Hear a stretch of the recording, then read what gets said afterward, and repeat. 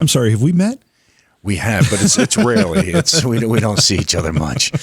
I'm glad we got that little glitch out of the way. I mean, you and I were ready to go last night, minutes before the show starts, and all of a sudden we have this glitch, and we're struggling and couldn't figure it out. Well, you know what it is? It's because the last 2-3 years, I mean, we're so used to we flick it on and we go. Mm-hmm. And so it's one of those things where you don't expect there to be an issue, because everything's working fine. Yeah, and I was really excited last night, too, because I wanted to pick on you for being Lobster Boy with that nasty burn that you got going on there. Oh. Yeah. I get to see it. Nobody else gets to see it. Yeah, well, he always shows me his tan lines. And I usually don't have any tan lines.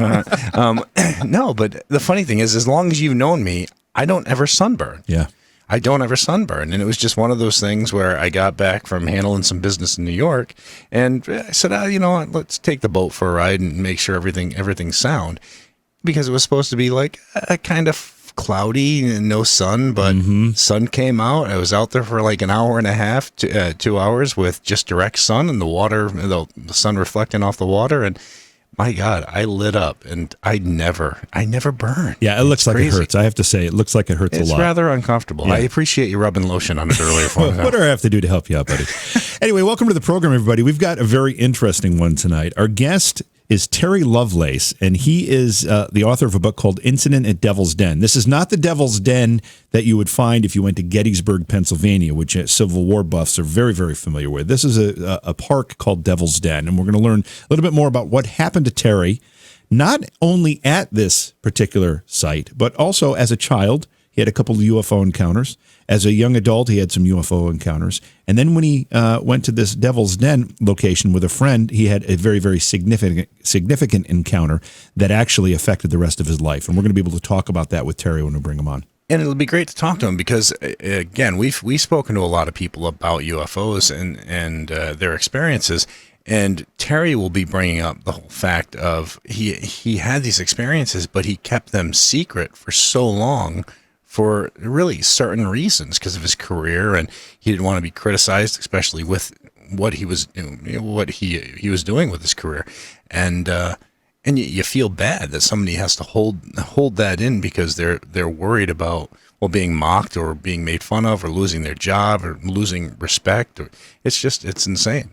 Yeah, and Terry will get into all of that with us when we bring him on. Tomorrow night, of course, is a best of program, as every Friday night is. And Monday, I'm very, very excited for. We've got James DiEugenio coming on.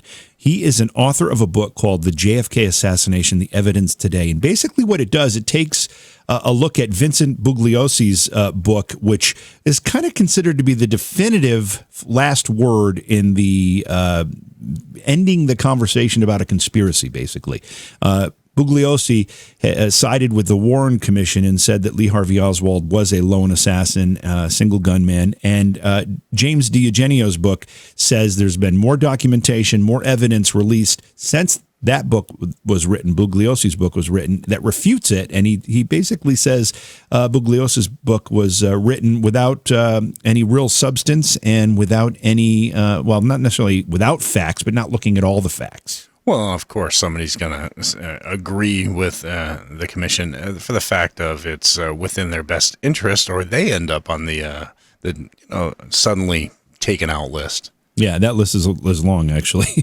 So we're going to talk with him on Monday night. We're excited about that. And I will just peek ahead into Thursday of next week. We are going to do our first readings with Rebecca. That'll be a feature we'll do on the program the first Thursday of each month. We're going to do it just during the first hour. It'll give you a chance to call in. It's just going to be straight readings. You call in, Rebecca will give you a reading, and we'll do that for the first hour on Thursday night. And that reminds me, everybody on the Eastern time zone, hey, welcome to the first day of June. That's right. It is June. Yes. So finally, I mean, it's got to be a warm year, warm summer. Thank God. I'm not going to ever complain about it. It went from. I think we had snow one day, and then I was sweating in shorts the next day. That's how quickly it changed around here. You have, we keep an eye on medical advances on this program. We like to bring good news when we can about any science that will ultimately help people who have illness or prevent people from getting illness. Yes. And I think we even talked about this not long ago. There are clinical trials and tests being done on a new way to detect cancer. And the good news is that scientists have reported that they've done clinical trials on 1,400 patients, and they've found a way to, by using a simple blood test, to identify DNA markers within the blood that can, with a 90% accuracy, detect impending cancer. Really? For certain types of cancer. Now, this is brand new. This is something that's still being worked on. So I would have to assume that it's 90% today, but as they perfect it, we could get closer to 100%. And man, if we could detect these illnesses before they actually signs, yeah, I mean, the rate of survival and the rate of cure is astronomically higher. So this is really, really good news for the medical community. Yeah, that really is. That's incredible. So, and I was going to bring up, I didn't know if you had heard about what's been going on out in New Mexico with this, with all the Christians flocking to this Virgin Mary statue. No, I've been paying attention to lava in Hawaii, so. Yeah, well, I mean, that's making more land. My father used to always say, God's not making any more land. By the looks of it, he is. Yes, he is. So, but thousands of Christians from the state of New Mexico and beyond have been flocking to the city of Hobbs to witness what many are considering a real-life miracle, a statue of the Virgin Mary crying tears that, not just tears, Jim, they allegedly smell like roses. So they're rose-smelling tears? Rose-scented tears. Wow. Yeah, you heard that correctly. Wow. Churchgoers at Our Lady of Guadalupe Church in Hobbs first noticed the scented tears coming out of the statue's eyes last Sunday during Mass. Father Jose Pepe said that the parishioners informed him about the bizarre phenomenon, and he himself had people wipe the statue's face clean, only to see the tears flowing down the Virgin Mary's face again. Wow. So this would be considered, has the Vatican got involved? I mean, at a point when something like this happens, the Vatican sends ambassadors to determine whether or not it's considered a miracle or not. Well, they're not fully involved yet. Now, the next thing they want to do is the church officials are going to have x-rays done of the statue. So we'll be finding out a lot more soon. So, but this should be interesting. Yeah. I mean, rose-scented tears. But people from all over, all surrounding states and everything are now just flocking in. And the church is actually staying open day and night so people can come in and witness this. I always find these things curious. It's like, you know, when the patch of mold on the side of the refrigerator resembles Jesus and or when you're making grilled cheese and the bread. That's right. We saw that too. We've seen all these things. Sell on eBay for a couple hundreds of dollars. I mean, by now, oh God, think of how nasty that sandwich is now. Yeah. I hope they sealed it in one of those vacuum packs or something. Oh, gosh, I don't know. Anyway, so we've got a great conversation coming up with Terry Lovelace. We're going to be talking about UFOs, abductions, experiences. Really, it's all about the incident at Devil's Den. All right. If you haven't yet, make sure you head over to facebook.com/Beyond Reality Radio. Like the Facebook page for us. Then head to BeyondRealityRadio.com, where you can find all the stations we air on across the country. That list is constantly being updated, so check it often. You can also download the free iPhone and Android app right there, which allows you to listen live, catch past shows, join the online chat, and more. Or just at the website, just click the pop-up button in the upper right-hand corner. That opens up a chat room. You can listen to the show right there from the website while hanging out in the chat room with a great community of people. So make sure you check it out. If you download the show from iTunes or anywhere else, do us a favor and rate it for us. It helps push it forward and makes it easier for people to find. All right, let's take a break. When we come back, we'll bring our guest in, Terry Lovelace. We're talking UFOs and abduction tonight. It's Beyond Reality Radio with Jason and JV. Hey, everybody. Thanks for listening to Beyond Reality Paranormal. I'm your host, JV Johnson. I'm going to ask that you support this program. The easiest way to do that, by the way, is if you're listening as a podcast, you just open up the description of the episode and you scroll down to the bottom. And at the bottom, there is a link that says support this podcast. If you click on that, you'll be taken to a page that gives you a couple of options for supporting the show. We greatly appreciate it. It helps us bring great programs to you every week, and we look forward to continuing to do that. And if you're enjoying the program on YouTube, there's another way you can support the show. Just go to the description. You'll see a link to a Patreon page. It's Johaw, Johhaw. And if you go to the Patreon page, you'll be able to pledge an amount to help support the show as well. Once again, thanks for your support. Thank you for listening. Please share it with your friends. Tonight, we're going to be talking with Terry Lovelace. He's a lawyer, former attorney, assistant attorney general. He's written a book called Incident at Devil's Den. His website is alienabductiontexas.com. Terry, welcome to Beyond Reality Radio. It's great to have you on tonight. Thank you very much. I'm glad to be here. We look forward to this. So let's start by learning a little bit more about you. Tell us about yourself. Yeah, sure. I'm a native of St. Louis, Missouri. Grew up there, went in the Air Force at age 18, spent 6 years in the United States Air Force, and that's where I had two pretty significant events.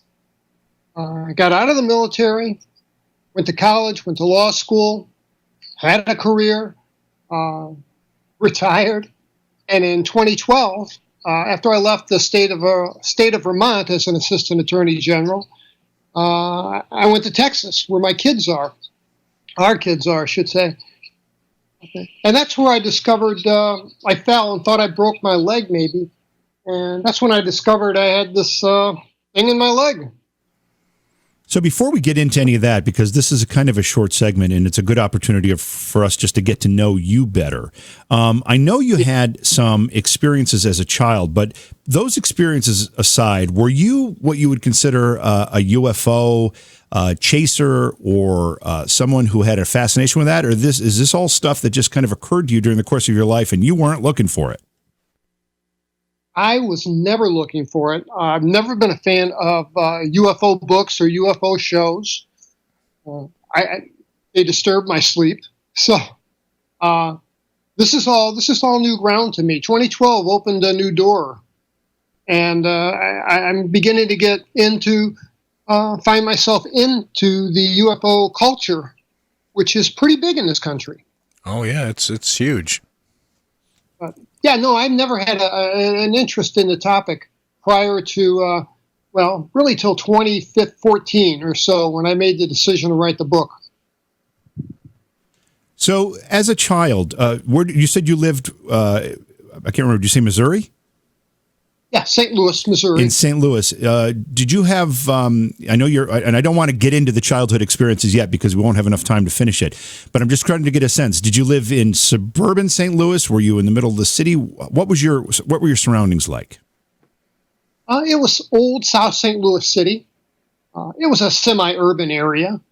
Older brick homes dating back to, turn of the century.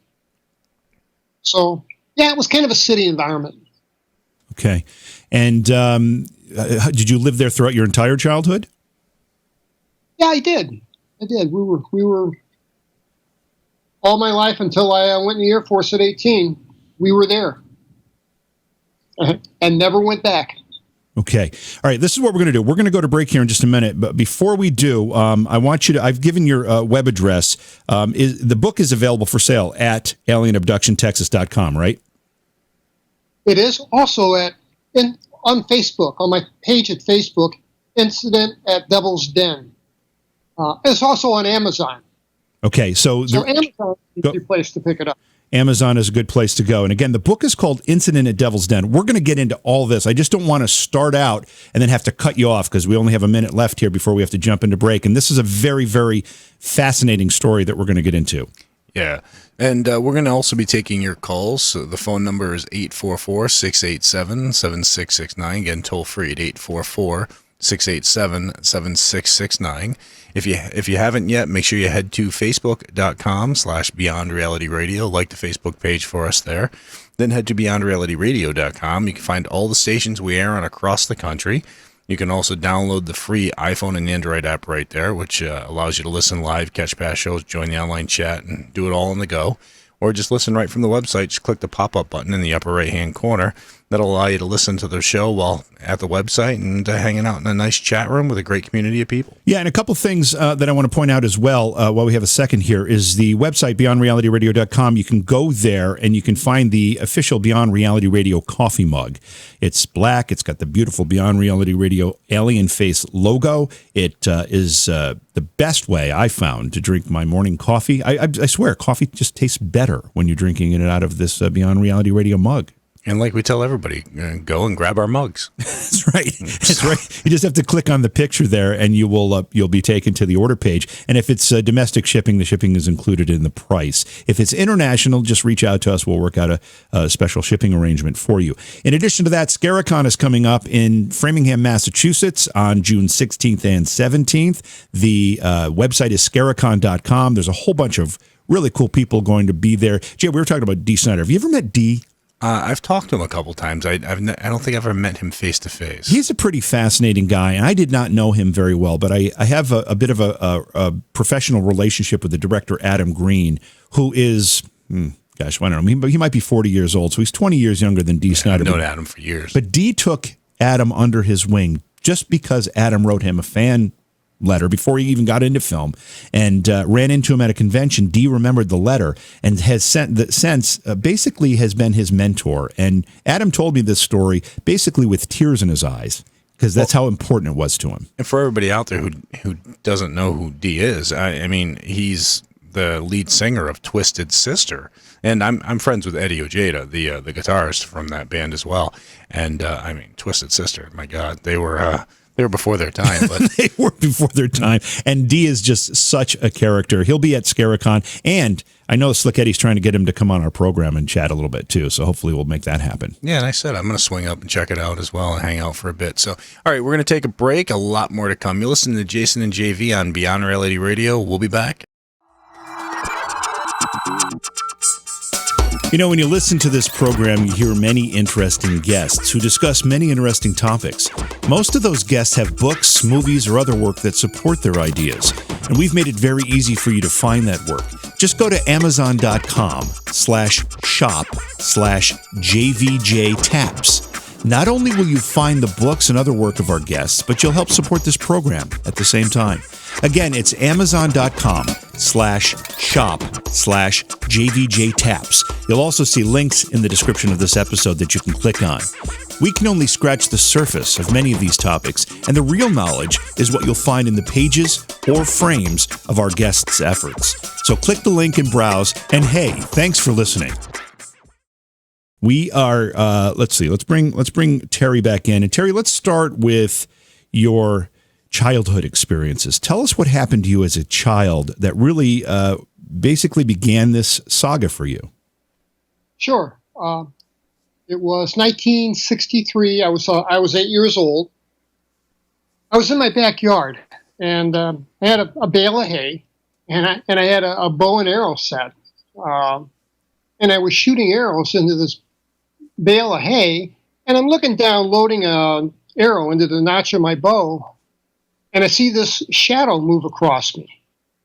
That was a beautiful May day without a cloud in the sky. So I look up, and directly over my head, maybe 50 feet, is this flying saucer. It's disc-shaped. It's like silver or chrome. I remember I dropped my bow and arrow, and I'm looking at this thing. It wobbles a little bit in the breeze. I'm 8 years old, so my mind is racing. I'm running through, what could this be? You know, I'm eliminating hot air balloons or airplanes or helicopters. It's not a dirigible. I'm a little bit familiar with how things are put together, because I put together model planes as a kid, and I don't see any rivets, any ports or panels, no insignias of any kind. And this is kind of a subjective thing, but it was a beautiful thing to look at. It was just really, really cool. And I remember it was the oddest thing in that the neighborhood fell silent. There was an audible change, I recall. And there was an ionized smell in the air, like just after a thunderstorm. And I recall that I had it was more of a compulsion to lie flat on my back on a freshly mowed lawn and look straight up at this thing, that I could get a better view. And of course, that makes no sense whatsoever. But that's what I did. You know, I have no idea how long I lay there looking at this thing. Matter of minutes, I'm sure. And it tilted, kind of listed to one side, and shot off. Accelerated from 0 to 500 miles an hour from a dead stop. It was gone. And how high up would you say it was? Well, originally it was about 50 feet over my head. Right, when it shot off, it shot off. So that's basically rooftop level. It's just a little bit above rooftops. very low. Yeah. Yeah. That's like I said, it tilted to one side to make sure that it cleared the power lines and such. Well, and when it shot off, did you feel anything? Was there any air movement, any pushback that you felt? No, the only thing I felt was the emotion of, my God, that's the coolest thing I've ever seen in my life. And I screamed to my mother. Poor mother thinks I shot a baby. Hey, Terry, I'm not sure if you can hear us. It sounds like you have a mic on that might have gotten buried in your shirt or something there. Can you hear me? Oh, I can hear you now. Is that better? That is better, yeah. Okay, yeah, so there was no air displacement or anything like when a plane or a helicopter or anything like that is above you? No, nothing like that. But, the audible change that I'd heard previously, things like snap back to normal, if that makes sense. Yeah, where everything just goes strangely dead silent, and then when this thing was gone, it was all of a sudden you could hear the birds, the insects, life in general. Yes, that's right. That's right. So what's going through an 8-year-old's mind when you're witnessing something like this? Did you recognize what it was and the significance of the event? I did. I recognized flying saucers from reading magazines, reading comic books. There were television shows, My Favorite Martian, and, there were several. So I was familiar with the concept of a flying saucer. I remember a couple on a news broadcast talking about seeing one about this time. And I also might mention it contemporaneously. At the same time that this is going on, I'm having a terrible bout of nightmares. I mean, the kind of nightmares where you wake up just screaming. Were these happening prior or were these happening after? These happened at the same time. If I may have had one or two nightmares prior to them. Okay. All in all, a dozen or so over the span of many months. And they were all the same. They all involved 4 little monkeys coming into my room. Now, I'm sure they weren't monkeys, of course. They were something else, but they were cloaked to appear like monkeys, to appear benign or kind of comical. And they would appear in my room and approach my bed and form a semicircle around my bed with my back to the wall. And the one closest to me would always speak, and he would say, "Come with us, Terry. Let's go play." And it would hold a paw out to me, a monkey paw. And then in some of the dreams, it wasn't a paw. It was a hand with long fingers. And when I saw that in a dream, that went to terror right away. That hand in my mind while I'm asleep, while I'm dreaming, that hand scared me to death for some reason. So kind of very, very strange, but that's what I saw. So back to the incident. You're lying on your back, looking up at this object that was about 50 feet or so above you. Did you recognize or did you make out any detail? Was it a completely smooth surface? Were there any windows? Was it spinning? What was some of the detail of what you saw? Yes, it was dead still, and it kind of curved up around the edges. I remember being sorely disappointed that I couldn't see the top of the thing. It wobbled a little bit in the breeze, at least once, but the underside was a stainless piece of aluminum or metal of some kind that may have had maybe a little wrinkle or dent here or there, but for the most part, it was perfectly flat on the bottom. And when it took off, when it left, you said it accelerated very, very rapidly. Were you able to watch it into the horizon, or did it go straight up, or did you lose sight of it pretty much immediately? I watched it sail off, or shoot off, I should say, immediately. And it moved so fast that literally in the blink of an eye, I'd missed it. And I saw it, and I'm standing there staring at this hole in the sky in my mind. Of course, there's nothing to see. It's a cloudless day. But it just absolutely shot off and was gone. And what do you think it was doing what reason it had that it was just hovering? I have no idea.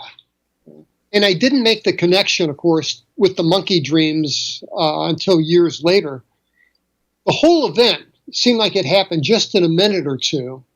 And of course, my parents were, you did not see a UFO. I don't know what you saw, but you did not see a flying saucer. You will not go around the neighborhood telling people you saw a UFO or a flying saucer. That will not happen. And that was kind of that 60s mentality of kind of tend to discount what children say. And nobody would listen to me. And I couldn't understand. I mean, at 8, I wasn't a liar, I was a pretty straight kid. I could not understand why these people wouldn't believe me when I tried to tell them what I saw. Terry, do you, in retrospect, believe, you told us about the dreams, so clearly there's another angle to this whole thing, but do you think that saucer was hovering above you specifically to be above you? Oh, absolutely. No, I don't think it was there by happenstance. I mean, I felt it was there to see me. And I had that feeling from the instant I saw it. I felt like, here they are. Hi, I definitely felt like they were visiting me. And I felt, at 8, I felt very proud of that. I didn't tell anyone that because of the poor reception I got every time I mentioned the topic. No, and I'm sure it would give you a sensation of, being special, of course, something like that. Yeah, and I was just going to ask, to pick up on that point, and I don't mean to sound flippant with this question, but was there anything special about you as a child, or were you just an average kid? Absolutely. I was as average as you could be. About a B student. I played baseball. I rode my bike. I did, all the stuff that kids do. Had what I consider to be a normal childhood, normal adolescence. So no, I can't say that there's anything that makes me any special or different in any way. So you can't figure any reason out that they would have singled you out of anyone else. Can't think of a reason, and I've thought about that over the past years and wondered why. And I don't know. I think that they pick and choose people. I wasn't 100% sure of that until later, but that May Day they were definitely there for me to see. Monday, James DiEugenio, who is an author of a book called The JFK Assassination, The Evidence Today, will join us. We'll talk about the latest in the quest to find the answers as it relates to the JFK assassination. We know that a bunch of documents were just made declassified somewhat recently. Yeah, a bunch were also held, even though they were saying they were going to release them all, but they held a bunch saying it's, for national security reasons or whatever it happens. National security reasons, okay, whatever. Yeah. So James DiEugenio will be talking about that, and I'm always curious to see how this discussion moves forward. And it seems as though ever since the movie JFK came out, it reinvigorated the discussion. That was, 20 plus years ago now. But the whole discussion got reinvigorated when that film came out. It brought the story, the conspiracy story, to the mainstream. And Oliver Stone, whose film that was, actually wrote the foreword to James DiEugenio's book. Because he believes in what he's talking about. And it also just opened it up to a new generation of people where a lot of people started, moving on, forgetting about it and figuring they were never going to get any answers. It opened it up to a new generation. I think that's important because you're getting, the government's hoping that people just forget about it, move on.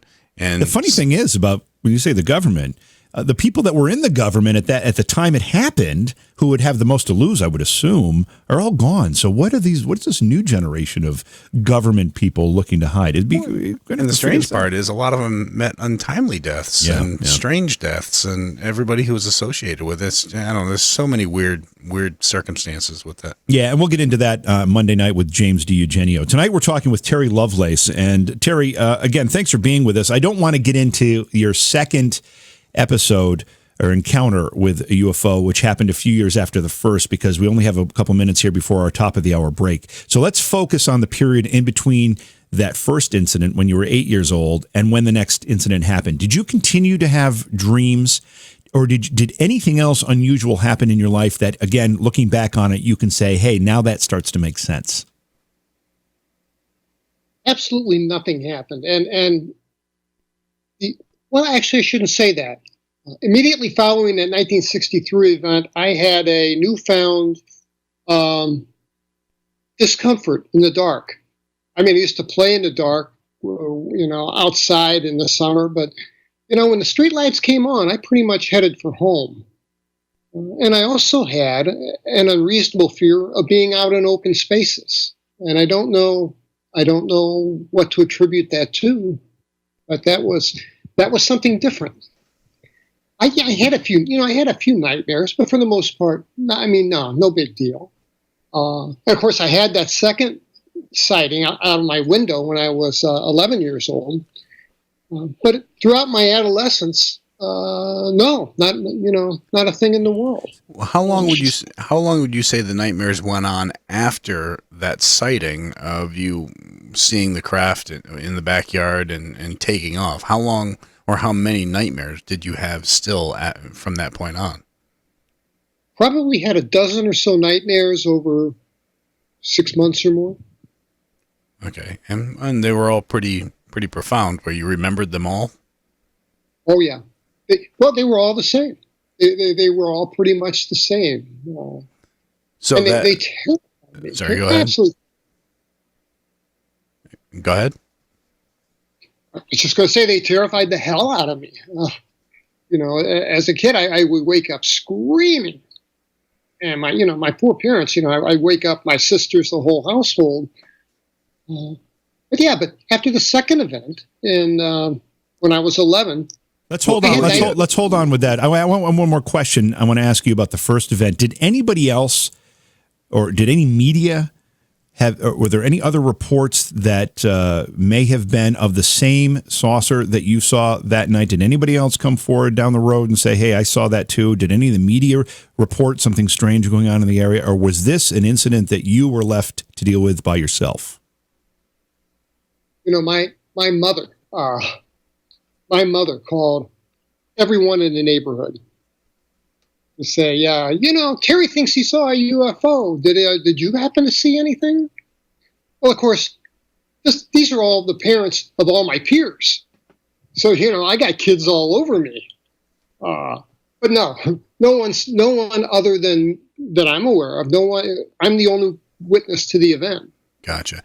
All right, and we'll start getting into that whole second experience and more when we come back. And the phone number, in case anybody has any questions or wants to give us a call, is 844-687-7669. Again, toll free at 844-687-7669. We're talking with Terry Lovelace. And we're going to be getting into more with the UFOs. You listen to Jason and JV Beyond Reality Radio. We'll be back after this. Did you know that online retailers like Amazon have constant deals that can save you money on the things you buy every day? It's no joke. Save 40%, 50%, even 80% on great products. And all you have to do is know about them. Noodle Shark is the way to be alerted when something good is coming your way. Noodle Shark is the social media page that lists great deals that not only save you money, but give you the deals before anyone else has them. All you have to do is find Noodle Shark on Facebook. Search it as The Noodle Shark. That's The Noodle Shark, because you deserve to save too. Become a shark and save. Hey everybody, thanks for listening to Beyond Reality Paranormal. I'm your host, JV Johnson. I'm going to ask that you support this program. The easiest way to do that, by the way, is if you're listening as a podcast, you just open up the description of the episode and you scroll down to the bottom. And at the bottom, there is a link that says support this podcast. If you click on that, you'll be taken to a page that gives you a couple of options for supporting the show. We greatly appreciate it. It helps us bring great programs to you every week, and we look forward to continuing to do that. And if you're enjoying the program on YouTube, there's another way you can support the show. Just go to the description. You'll see a link to a Patreon page. It's Johaw, Johhaw. And if you go to the Patreon page, you'll be able to pledge an amount to help support the show as well. Once again, thanks for your support. Thank you for listening. Please share it with your friends. So we've got a great program tonight. We're talking about UFOs with our guest, Terry Lovelace. He is the author of a book, Incident at Devil's Den. Before we bring him back in, I'll remind you of what's coming up. Tomorrow night's a best of program, as is every Friday night. Monday, James D. Eugenio will join us. He's written a book called The JFK Assassination, The Evidence Today. It's going to bring us up to date as to what is known now that documents have been released. More people have been talking. A lot of new information, I would say, has been revealed that changes the story quite a bit. And James will talk about that on Monday night. We're excited about that. So a lot of great things to come. Sorry, I had to clear my throat there. If you notice, I sound totally different, Jim. I almost sounded like you. Who are you? Who is this guy? But if you haven't yet, make sure you head over to facebook.com/Beyond Reality Radio, like the Facebook page. Then head to beyondrealityradio.com, where you can find all the stations we are on across the country, and that list is constantly being updated, so check it often. You can also download the free iPhone and Android app right there, which allows you to listen live, catch past shows, join the online chat, and more. And or just listen right from the website. Click the pop-up button in the upper right-hand corner and listen right from the website while hanging out in an online chat with a great community of people. Yeah, and we will be taking your phone calls this hour if you want to join the conversation at 844-687-7669. Let's bring Terry into the program here. Terry, you had your first encounter at 8 years old. It was more, I don't know if it was hands off or not per se, because it seems like some things were going on in addition to the sighting, but you were able just to lie back and observe this saucer. It didn't seem to reach out to you, didn't seem to touch you. It seemed to be there for you. What happened when you were 11? When I was 11, the memory of that event 3 years prior, had pretty much faded. And one night, it was in January, it was a bitterly cold night. The evening before, I'd watched television, but I didn't watch anything scary or spooky or anything of that sort. Got tucked into bed, and everything was just a usual routine night. I woke up sometime in the middle of the night. My guess, I have no idea what time, middle of the night, with these lights flashing in my window. That lit up my bedroom. I mean, like a ball stadium at night. It was just unbelievable. They were flashing yellow, white, and kind of an off greenish color. And there was also a low, I call it a droning sound. It's kind of akin to, I don't know if you've ever stood next to a large piece of machinery or a diesel locomotive of some kind, and you can feel the power, you can feel it reverberate in your chest. I had that feeling, and it was so strong that the desk by my window, I had little model airplanes there, and they were vibrating, and one fell off onto the floor, and that's significant, I'll get to later. But when I opened my eyes, I'm sitting upright in bed. I threw my legs over the side, and I walked over to the window. I pulled back the curtain, and I tucked the curtain into the Venetian blind so I could get a view of this thing. And it was a saucer. And for all I know, I thought it maybe could be the same saucer. Same size. At the top, I'm seeing the top side. I'm in a second-story building. I'm on the second floor. I'm looking down at it. It's about maybe 6 feet below my window. And there's a fog or a mist underneath this thing and a dome on top that's the source of this light. And it was incredible. And I remember feeling a sense of satisfaction. Well, good, I got to see the top side of the thing. But what's odd is that I watch it for just a little bit. And then for some reason, I grew disinterested, almost apathetic. And that was just not consistent with the event. Well, and I walked back over and I went back to bed. I went to sleep. So in other words, almost as if it was giving off something that just made you lose interest and call it quits? Yeah. And I would experience that later on in life, that exact same apathy or disinterest. So let's fast forward the story a little bit, because you went into the military and you had an incident while you were a couple incidents in the military. So start with the first one, and then I think the second one was actually the one that the book is based on, Incident at Devil's Den. But walk us through what happened with the yes. Once you got into the military. Okay, I was a medic / EMT. I drove an ambulance. I had a partner. I refer to him in the book as Tobias. And Tobias and I worked for 3.5 years. We worked the night shift, 11 o'clock till 8 o'clock. And Tobias was an amateur astronomer. His kid was brilliant with math. And he lived to watch the night sky. And so we made a good team. And one night we got a call. There's a thing called a crash phone, red phone. Whenever it rings, it means something bad has happened. And it rang one night, and again, it was a bitter cold night, I believe, in January again. As soon as it rang, I went out to warm up the ambulance, and Toby gets all the details on this with a wax pen on a... Anyway, he fills out the sheet, runs out, hops in the ambulance, and we're off. And Toby always navigated. I was the driver. And I said, where are we headed? And it was a missile silo. I refer to it in the book as Kilo 5. I was at Whiteman Air Force Base in western Missouri. At that time, in the 70s, they housed the Minuteman II ICBM system. And they had missile silos spread out all over what was then very rural western Missouri. And in, neighbors' cornfields, in farmers' cornfields, and off county roads in the middle of nowhere, there would be a little compound with a trapezoid-type building, small, and a dome cap that covers the tube that the ICBM missile sits in. And that's where we were going. Kilo 5 was a launch facility. And the message that we got was that a missile technician working on one of these missiles slipped and fell inside the silo. But that's it. Very slim on facts. And I remember remarking to Toby, pretty slim on facts, eh? And, the radio was unusually quiet that evening. And Kilo 5 was about 18 miles away from the base, in the middle of nowhere. Well, we're flying towards Kilo 5. We get about 2 miles, maybe a little less from the place, and there's a roadblock.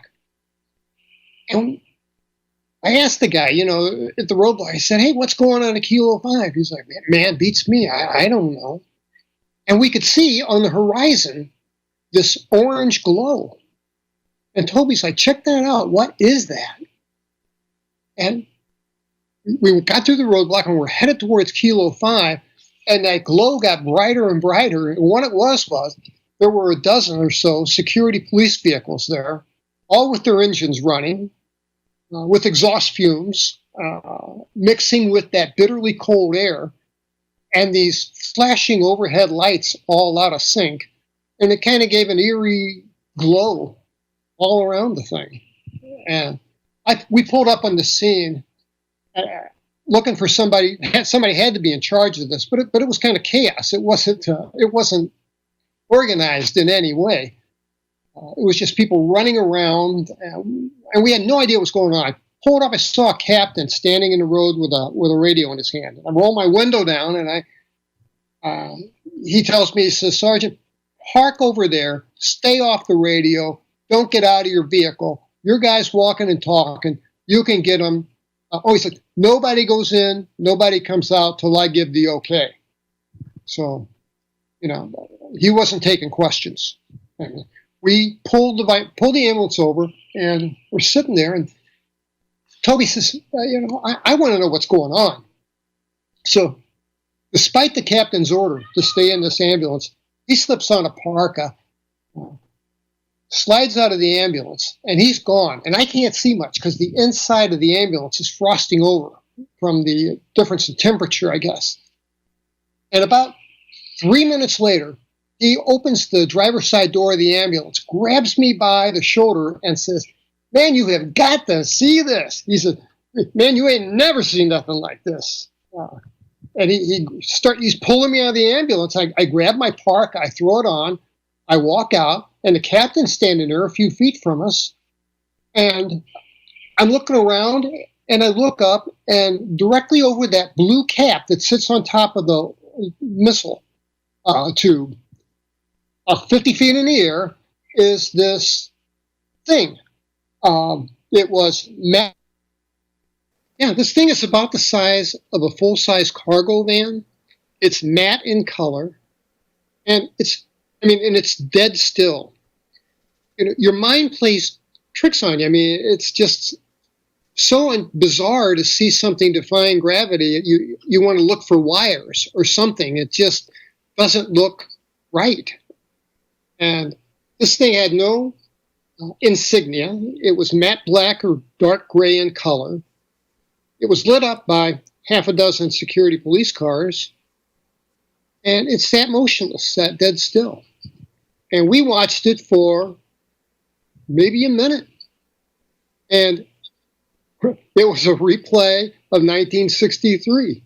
It, too, shot off at accelerating to 500 miles an hour, and it is gone. And not a trace of it, not a light in the sky, nothing. Well, and amazingly, it was hovering right over the missile silo. It was hovering directly over the launch tube. I think I may have sent you a picture of Kilo 5. And if you look at that picture, there's a little trapezoid-shaped building, and there's a little blue dome in the middle, and that's what capped the tube where the missile was. And this thing was directly over the missile tube.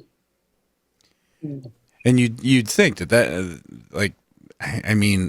it makes you question if they did that on purpose just to show that there was no concern of something like. I mean, they're standing right over. I mean, they're hovering right over a missile. Well, all of us. I mean, I considered myself to be an expert on extraterrestrial things. I mean, I had seen 2 flying saucers as a child. This wasn't a saucer. In my mind, and this is the middle of the Cold War, I'm thinking, maybe this is probably Soviet-made.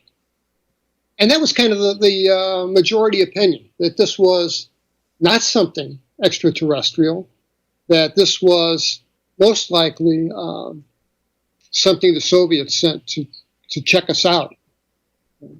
Terry, by the descriptions that you just gave and the activity that was going on around you, clearly many, many people witnessed this. Did you ever have an opportunity to talk to any of them after the fact, other than your partner maybe, and get their opinions or get any kind of official account of what happened? Well, there was no official account. When we got back to the hospital, we dropped our patient off, and our commanding officer was there. And he motioned us to follow him. We went into his office, and he said he wanted to see my report that I wrote up. And it was unusual. He took my report, took out a felt tip marker, and deleted the times. He left the time of departure, but deleted the rest of the times, such as time of arrival, time of departure from Kilo 5. All the relevant times were blacked out. Then he took that over and made a photocopy of it and gave me a photocopy and told me to file the copy. Slid the original into his drawer. He asked us, he said, okay, boys, what do you guys see out there? And we told him, and he was pretty eager to hear what we saw. He asked us to draw a picture of it. And it it's kind of hard to draw this three-dimensional object, diamond-shaped, on paper. It just doesn't render itself to 2 dimensions. So we did the best we could, handed it to him, and he slid it in his drawer. And he said, all right, boys, I want you to know what you saw out there was an experimental helicopter. Okay? And, you know, Toby and I looked at one another, and we're thinking, this guy might as well have winked at us. He didn't have a clue. I don't think he had the slightest idea what it was. All right, so we are recognizing that our clock is ticking here, and we have the big story to get to. We're going to go to break. When we come back, Terry, we're going to get into what is basically known as the incident at Devil's Den. It's the big story. It's really what this whole thing culminates to. So we'll do that when we get back. A lot more to come. You listen to Jason and JV on Beyond Reality Radio. We'll be back after this. You know, when you listen to this program, you hear many interesting guests who discuss many interesting topics. Most of those guests have books, movies, or other work that support their ideas. And we've made it very easy for you to find that work. Just go to amazon.com/shop/JVJ-Taps. Not only will you find the books and other work of our guests, but you'll help support this program at the same time. Again, it's amazon.com/shop/JVJ-Taps. You'll also see links in the description of this episode that you can click on. We can only scratch the surface of many of these topics, and the real knowledge is what you'll find in the pages or frames of our guests' efforts. So click the link and browse, and hey, thanks for listening. Our guest tonight is Terry Lovelace, and we're talking about his book, Incident at Devil's Den. And it's not the Devil's Den at Gettysburg, part of the battlefield there. It's a different place. We'll get into the details of that in just a moment. His website is alienabductiontexas.com. Terry, we're going to run out of time here, so we need to get into the nitty-gritty. Tell us what happened at Devil's Den. Sure. Yeah, cut to the chase here. My buddy Tobias approached me in spring of '77 and said, hey, man, why don't we go on a camping trip? You know, let's try it out, see how we like it. Maybe if we like it, then next time we'll bring our wives along. You know, it's kind of a vacation on the cheap kind of thing. I was an amateur photographer. And as I think I mentioned earlier, Toby liked to watch the night sky. And he decided that we should go to this place in northwestern Arkansas known as Devil's Den State Park. Now, we were at Whiteman Air Force Base, and there were probably a half dozen nice parks around within an hour's drive of where we were. But Toby was pretty insistent. He wanted to go here. He convinced me that this would be the best place to go to get some photographs of wildlife. So, incidentally, I grew up in St. Louis, Missouri, in the city. Toby grew up in Flint, Michigan. Neither one of us had ever been camping before. So we kind of pulled things together, and that was a series of missteps. But we drove halfway across the state and got down at Devil's Den State Park. We'd made the decision earlier that we didn't want to stay in the campground, and for two reasons. That the campground was kind of like really just a parking lot next to the forest, you know, just kind of jammed in with people. And we wanted to look for a piece of high ground, because I was looking to photograph eagles. So I made a decision that we were going to take off on our own and go find a place that suited us. And we drove past, there was a chain across the road. The area was marked, you know, no trespass. It was a nature preserve of some kind at that time. And there was a chain across the road tied with a loop locked on itself. And Toby lifted it up, and we drove right in over the chain and drove around. And Toby, well, you know, he was always the navigator, and he had an unerring sense of direction. And he's saying, well, make a right here, make a left here. And he was taking us up a steep grade. And this was rough terrain. You needed a Jeep for this, not an old Impala. And we came upon this plateau that was just breathtaking. It was a field of late blooming wildflowers of some kind. And there was a tree line around 3/4 of the thing. I wanted to camp in the middle of the meadow, and Toby suggested that we camp on the tree line. And that's what we did. We built our camp, and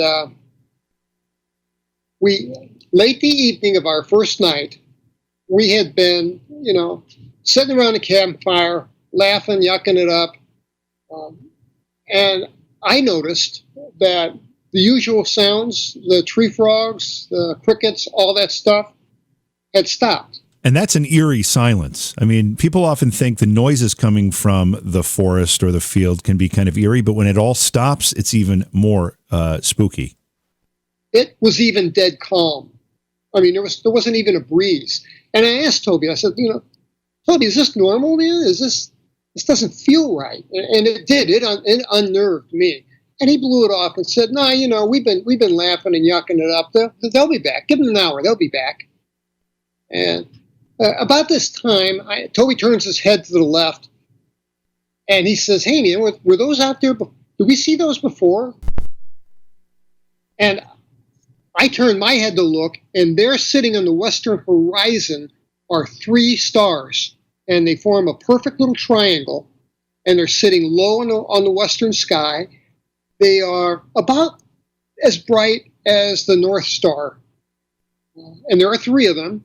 And we're looking at them, and because they look out of place, and we're discussing, well, could they be aircraft lights of some kind? What are those? And while we're discussing this, it moves, and this thing makes about a 3/4 turn, as if it were on an axis. It starts to move starts to climb higher into the sky. Now we are blown away. We are just, whoa, we can't believe what we're seeing. And our attention is 100% captivated by this thing. And we're watching it, and it continues to move higher into the sky. And Toby noted first that the area inside the triangle was much darker than the blue of the night sky. It was a clear night with billions of stars out, and the sky was blue. But inside these 3 stars, it was jet black. We noticed, too, that as it moves over a star, the star blinks out for a second, then blinks back on as it passes. And this thing grows, and it grows exponentially. And it keeps the triangular formation, with each point always equidistant to one another, and it gets bigger. And I asked Toby, I said, Toby, what is that thing? And I remember he said, I don't have a clue.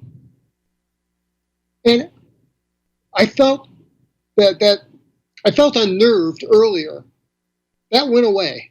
I no longer felt unnerved. The only emotion I felt was calm.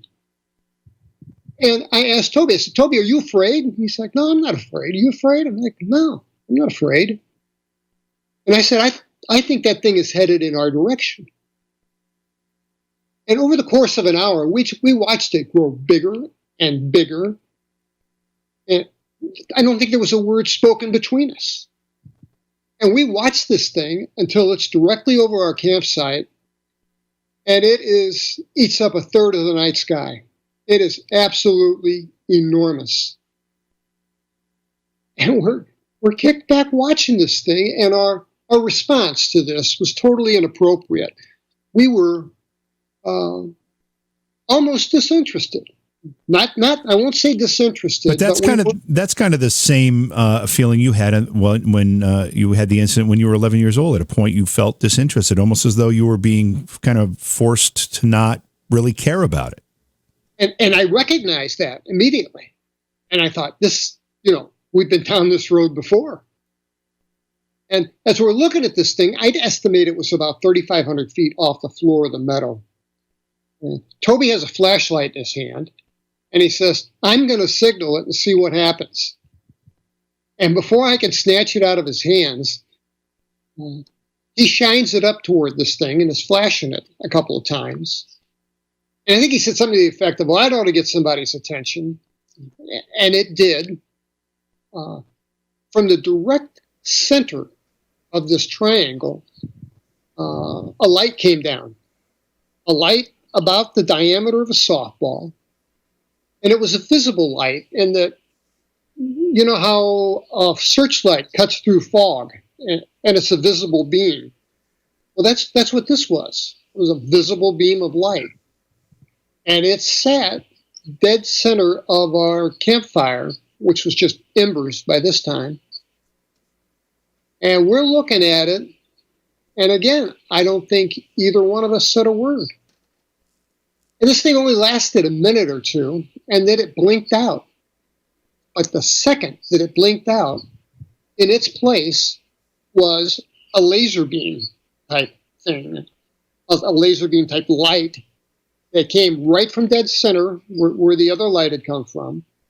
And this thing was about the diameter of a pencil, bluish, purplish in color, and it would shine and land somewhere for a millisecond, blink out, and then reappear somewhere else for a millisecond, and then blink out. So it gave the impression that this thing was just darting all over our campsite. And I know that it landed on me once or twice, and I know that it landed on Toby a couple times. But I had the impression it was looking for something, or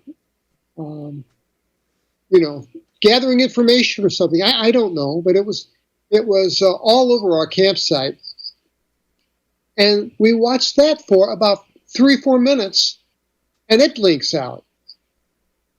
And the crazy thing is that right after that happened, with this thing right over our heads, Toby says something to the effect like, well, I guess show's over. And I don't think we spoke again. We dragged our air mattresses and went into this tent. And I laid down, fully dressed, my boots on, and I remember thinking Toby was wrong. The crickets and the tree frogs didn't come back. It was still dead silent. And I was asleep the second my head hit the pillow, the inflatable pillow. I was out. And I don't know how long I slept. From what I know of the events, I didn't have a watch. What I know of the events, it must have been around 3 a.m. And I woke again with brilliant flashes of light, lighting up the tent. And I wake up, and I'm still in a fog. I don't have my wits about me. And I glance over, and Toby is crouching down on his knees, and he's got the flap of the tent pulled apart, and he's looking at something outside the tent in the meadow. And in my mind, I think, what is it, Toby? Is it park rangers, with flashing overheads or something? And every time I spoke, he would, shh, no, quiet. And then I heard two things. I noticed there was that droning noise again, just like I heard in 1966, that droning noise. And we could hear people walking around outside. It sounded like right in our campground. And that, now all of that apathy and disinterest that I had earlier is gone. Now it's nothing but fear. I am scared to death. And in one of the brighter flashes of light, I could see the side of Toby's face, right side. He had tears running down his face. And I'm thinking, what could move this guy to tears? I mean, I knew him. We were first responders. We'd been through some things together. He was a reliable, level-headed guy. And I sat up to try to get to a crouching position. And that's when I noticed how much pain I was in. It's like every muscle in my body hurt. And I noticed then that my boots were kind of on askew, half-laced down about halfway. And the lights are still flashing. And I got to my knees and I crawled over and I kind of moved Toby to the left and took a look outside for myself to see what was going on. And this thing that we saw in the sky that last evening had dropped down from 3,500 feet or wherever it was, to just about 30 feet over the floor of the meadow. And it's just right there. And it is enormous. It is unbelievably big.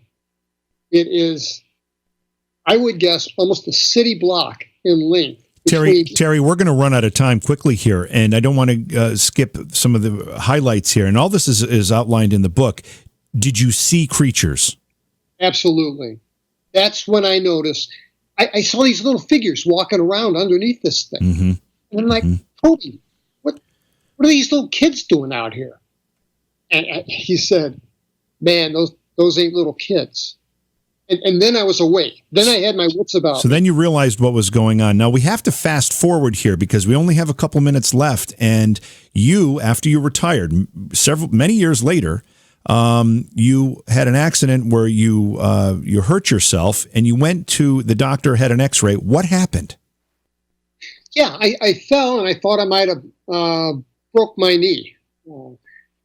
But I would mention it, in all those years since 1977, it was kind of a non-topic in our household. We never talked about it. Every time we did, I'd have a nightmare about it. So I kind of avoided anything to do with the UFO subject. But in October 23rd, 2012, I took a fall, went to the emergency room to have my leg x-rayed. And the x-ray technician asked me, have you had a shrapnel wound or a car accident or something that might account for some metal in your knee? And I'm like, no, I never left the States, and I've never had an accident to that leg of any kind. And she took she took 2 x-rays and then 2 more and then 2 more for a total of 8. And she said, I'm going to ask the radiologist to come down. And the radiologist came down and he pops one of my x-rays on the screen. And he points it out to me, and you can see, and I include the x-rays in my book. There is a square object, it's perfectly square, with 2 wires attached that move kind of upward. And it's very visible on the x-ray. You don't need a medical degree to see where it's at. And this doctor said, and you're going to have a corresponding scar right here, he said confidently, and he's poking my knee. And I said, doctor, I don't have a scar there. They said, well, you have to have a scar. And so they could not figure out what this was. You didn't know what it was. This was the first you'd seen or felt or whatever of it since the incident in 1977. Is that object still there? Well, I should just preface that real quick. It's okay. We only have about a minute left here, so sadly, we're just going to run out of time. No, that object is no longer there. Okay. Did you have it removed? I did not. I couldn't find a surgeon that would remove it. So you didn't have it removed, but it's now gone. It's now gone. I woke up November 16th or so in an incredible pain in both the top of both of my legs. And there's a bruising pattern that's kind of a floral type pattern, a flower petal type arrangement of bruises on the tops of both of my legs. And and you think that was a result of the creatures taking this out. Listen, Terry, we just made a mistake and just didn't start talking about this part of the story in time. We're going to have you back on so we can detail this, if you'd agree to do that at some point soon. I would love to, because there's a whole lot more I would love to. We've only scratched the surface, and I'm sorry about that. I'm also sorry about the folks that have been waiting on hold to talk with you. We are just simply out of time. Yeah, we'll call this part 1, but we'll have you back on, Terry, and we greatly appreciate you coming back on. And sorry we couldn't totally finish this, but we'll definitely have you back on to finish it up, okay? I'll look forward to it. Thank you very much. Thank you. All right, thank you to Terry Lovelace. Sorry we had to cut him off there. We'll get him back on the program. He'll tell us some more details about the story. His website is alienabductiontexas.com. The book is called Incident at Devil's Den. It's available on Amazon and through his website and his Facebook page. Yeah, great guy. It's funny. His story started off slow, and then it exploded. And by the time you just realized you didn't have enough time. Yeah, and I also apologize to the folks who are on hold. There were several people that wanted to comment and join that conversation. We just ran out of time. Sorry. All right, so it's pretty much going to do it for us. Make sure you tune in tomorrow. It's a best of and some great shows coming up next week. You're listening to Jason and JV on Beyond Reality Radio. Have a great weekend, everybody. Beyond Reality Paranormal is hosted by JV Johnson and produced by Orion Palmer and Slick Eddie Edwards. Like us on Facebook and subscribe to our YouTube channel. Please consider supporting the program either through your podcast platform, click on the link in the description, or on Patreon at Joha Productions. If you'd like to be a guest on Beyond Reality Paranormal, or you have a recommendation for a guest, contact our producer, Slick Eddie Edwards. Eddie is spelled with a Y, at slickeddieedwards@gmail.com.